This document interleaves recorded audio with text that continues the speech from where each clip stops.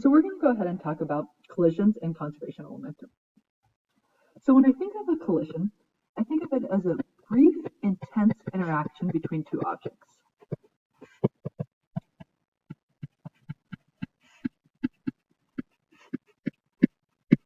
So when I think of that, it's like, okay, one example is like a high five versus a handshake. High five is pretty brief, quick interaction between two objects, while handshake is a little bit longer. So in my head, I quantify a high five as a collision while I don't quantify that as a handshake. Cool, and I'm sure you all can think of a zillion different collisions in your everyday life. I also think about explosions.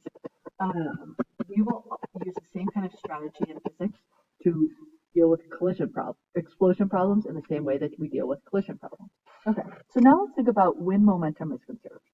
So momentum is conserved, and I want you to think about under what cases momentum would be conserved, what we should put in this blank.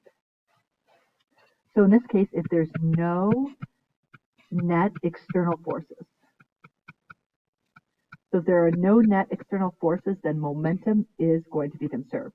And I think of this too, is no net external forces is no impulse. I should say no net impulse. Perfect. So one thing like with a high five, there is like my arm is an external force, so technically momentum is not conserved 100%. One thing I like to think about is the example like a car crash. So scientists will definitely use the ideas of conservational momentum to analyze like the mass, like velocities, different directions that cars go after a car crash. What I think about is the crash in a car crash, the force of the cars interacting, which is the collision, is much, much greater than like the force of friction or other things acting on that system. So we can use conservation of momentum. Okay, so now let's go ahead and write down our equation for conservational momentum. So if things are conserved, then that just means that total momentum before equals the total momentum after. And keep in mind, momentum is a vector, so if we're dealing with two directions, we will have to split things into their x and y components. So that is just momentum initial equals momentum final. Some people might put like a little vector sign above each of these just to say that it is dealing with directions. Today in this video, we're just going to deal with one direction, either just the x or just the y. So we can just deal with like positive and negative signs in our coordinate system and not the x and y. Cool, let's go ahead and do a couple examples. So let's go ahead and solve this problem. So again, we have a recipe, so important to have a recipe for solving physics problems. So first let's decide if momentum is conserved. So let's look at this problem. So we have, and then the second step is to do a sketch. So we'll do both steps at once. So frustrated by having the goalie block a shot, a 75 kilogram hockey player standing on ice. So we have our 75 kilogram hockey player who's standing on ice, has a 5 kilogram ball in his hands or her hand, and throws, okay, so that's what's happening beforehand, okay? And so again, we're drawing a sketch of the situation directly before the collision occurs and directly after the collision occurs. Things separated is like a collision. I think of it as we put on our momentum goggles and look at what happens right beforehand and what happens right afterwards. So initially, the hockey player is just standing there at rest with a velocity of 0. After the collision or explosion, whatever it is, we have our 75 kilogram hockey player. The ball moves to the right with a speed of 6 meters per second. Okay, so we have to think about with what speed and what direction will the hockey player move if there's no friction between his feet and the ice. Okay, so the velocity, I'm going to think that the hockey player is going to want to go backwards. Like I imagine like throwing something forwards and I'm going to want to go backwards. Yeah, and there's a zillion examples you can think in your everyday life of things like that. Okay, so again, this is my before picture and this is my after picture. Perfect. So, okay, and it looks like there are no outside forces. There's no friction between his feet and the ice. Gravity and normal force are canceled out in the y direction. So we're just dealing with the x direction. Cool. So momentum's conserved. We drew before and after picture. Now let's define a coordinate system. Choose positive, negative direction. So I'm going to say to the right is going to be the positive direction.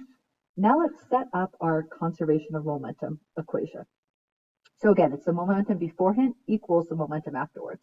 So beforehand, we just have one person, or sorry, we just have one thing altogether. So I'm going to say it's the momentum of both equals afterwards. And I encourage you to try this yourself and then check back in the video. We have the hockey player. So I'm going to say it's the momentum of the hockey plus momentum of what? The ball. Okay. So now let's see what we can put on in. So it is going to be what? Mass of both of them times velocity of both equals what? Mass of hockey player times velocity of hockey player plus mass of ball, velocity of ball. So let's go ahead and plug in our good old thing. So beforehand, total mass is 80. Velocity of both is what? 0. Mass of hockey player, 75. We want to find the velocity of the hockey player. Plus ball's mass is 5 times 6. Cool. So let's see. We go ahead and do some math. We have what? 0 equals 75b plus 30. Take away 30 from both sides. So then we're left with negative 30 equals 75v. Divide both sides by 75, and I get v to be negative 0.4 meters per second.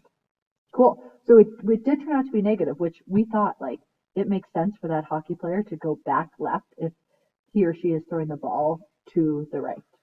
Okay, so let's go ahead and solve one more problem involving conservation of momentum. Okay, so let's look at this problem. So first thing is let's decide if momentum is conserved. So it looks like there's no outside forces, no friction, momentum is going to be conserved. Okay, so then let's do a sketch directly beforehand and directly afterwards. So beforehand, we have the bullet and the gun and the block. Cool. So that's our before picture. Oh, I love it when they already give us the picture, you know, and you could just skip one.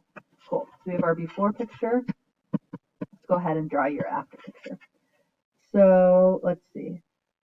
So how fast would the bullet of mass m, so we want to find this velocity, I'll call it a bullet, need to travel to stop the block, so the block is moving, assuming that the bullet became embedded inside. Okay, so afterwards we're going to have the big block m and then the little bullet all together. And it needs to stop the block because the block is already moving. So the final velocity for everything afterwards is just going to be 0. Okay, so I did my before and after picture. Now let's go ahead and do a coordinate system. So this is just taking place in the x, and let's say to the right is considered the positive direction. Okay, so now let's go ahead and set up our momentum equation. So the gun is just there because that originally got it moving, but that's not involved in our like collision thing.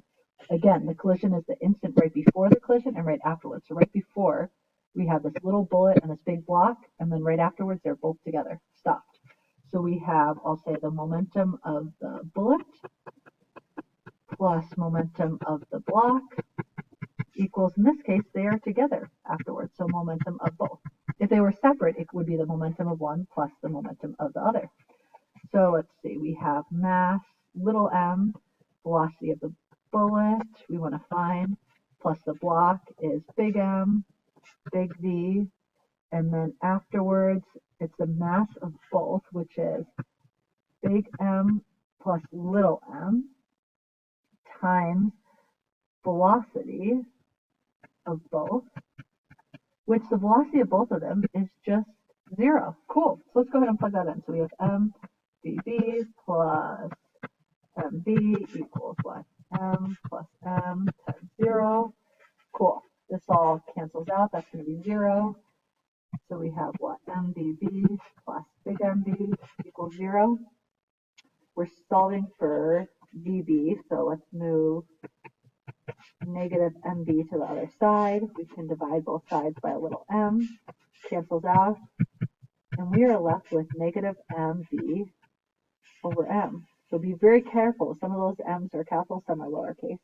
Okay, so we got a negative, wait, did I do that right?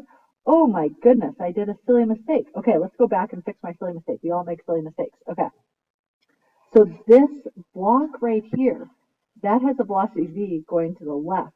So I should have put in negative v. I should have put in negative v. So then this whole term becomes negative mv. And when you move it to the other side, it is positive. Wow, that was a silly mistake. Cool. But I did notice, like, the velocity of the bullet should be positive going to the right. Cool. Math turns out it's positive. So that looks like D is our answer. Awesome. Thanks for watching. I'm sorry about that silly mistake.